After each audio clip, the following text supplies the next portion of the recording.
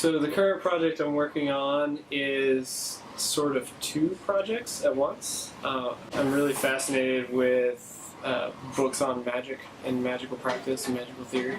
So the secondary part of the project is creating one, and that's what was the idea for this project that I'm currently working on, which is trying to get paper that is dark black as possible while at the same time having like a weird ethereal like smoky finish on it, able to be written upon. What I'm doing is I'm experimenting with dyeing paper pulp before it's made into paper sheets, as well as dyeing paper sheets once they're already paper sheets, and then brushing over them with sumi ink, dip dyeing the sheets in brown and dark blues and black, and then in one stage of the process I'll be adding graphite powder to the sheets before I pull them, but that's not until the dyed ones. So. It just adds a little bit of a shimmer, so once you get it in a certain light, it's called raking light, where you hold the sheet at a certain angle to see the highlights of the light around it that's bouncing off of it. Works best in the sunlight. It'll give a little bit of like a little shimmer. Hopefully it'll look like striations and rock formations, so just like little lines here and there that weave through the paper.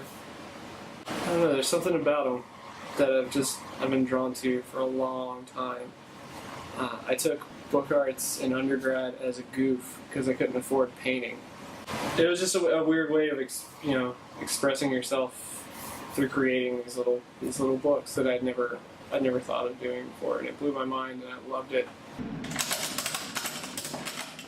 When you were doing a video, I just learned to make Japanese style paper using the Japanese mold, and I was using abaca fiber to make the sheets, and I was making a sheet, then laying down cutouts and pulp painting, and then making another sheet on top of it so that those things in the middle would be laminated between two sheets, because I then wanted to print on the sheet after that.